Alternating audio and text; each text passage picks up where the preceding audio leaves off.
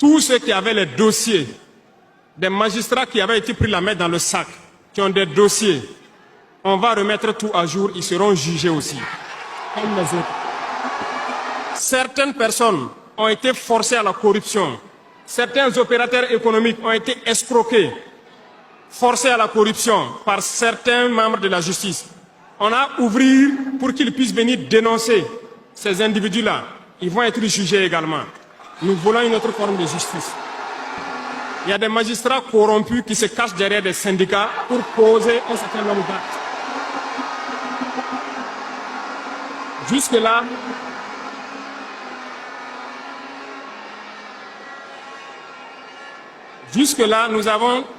nous sommes restés dans une certaine logique d'essayer de respecter certaines règles. Mais je veux qu'ils comprennent. Ce n'est pas parce qu'ils savent parler, nous savons parler. Si quelqu'un continue dans cette logique, à chaque instant, nous serons devant le peuple pour les expliquer pourquoi nous avons violé telle décision de justice. Tant que ça ne va pas rencontrer l'assentiment du peuple. Malgré tout ce que nous disons, il y a une justice pour le pauvre et une justice pour les riches. Ça ne peut pas continuer. La loi. Un citoyen lambda a un problème en justice, on peut l'attraper, le mettre en prison sans jugement pendant longtemps d'abord. Mais lorsque un autre citoyen a un problème en justice, pour peu qu'il puisse mobiliser 1, 2, 3 avocats, son dossier est rapidement pris en compte, jugé rapidement, pendant que le pauvre, lui, il croupit d'abord en prison. On ne peut pas accepter ça.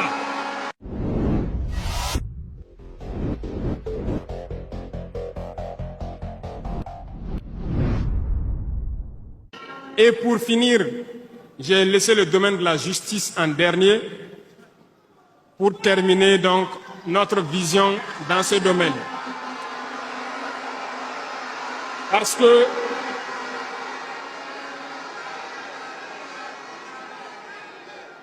Parce que nous avons un sérieux problème dans ce volet. Nous avons entamé des réformes il n'y a pas longtemps au niveau du Conseil supérieur de la magistrature. Nous avons vu des écrits, nous avons vu des comportements de certains syndicats du monde de la justice.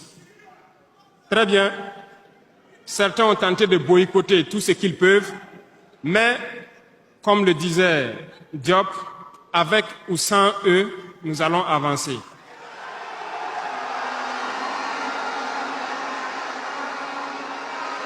Nous avons plaidé.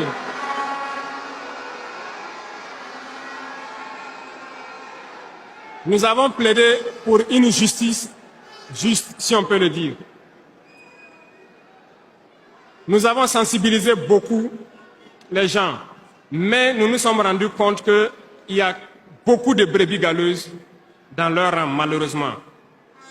Nous ne pouvons pas comprendre que, malgré tout ce que nous disons, il y a une justice pour le pauvre et une justice pour les riches.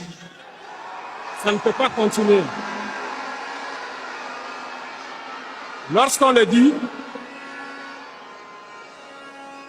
dit, ils disent que nous ne devons pas parler de ça. Nous allons parler de ça et bien même. Parce que,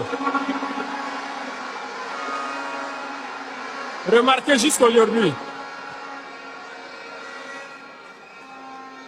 jour d'aujourd'hui, lorsqu'un citoyen lambda, qui ignore la loi d'ailleurs, même si on dit nul n'est censé ignorer la loi, un citoyen lambda a un problème en justice, on peut l'attraper, le mettre en prison sans jugement pendant longtemps d'abord. Mais lorsque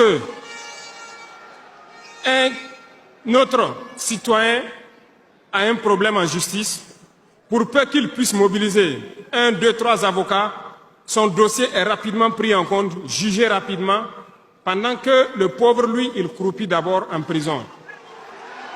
On ne peut pas accepter ça.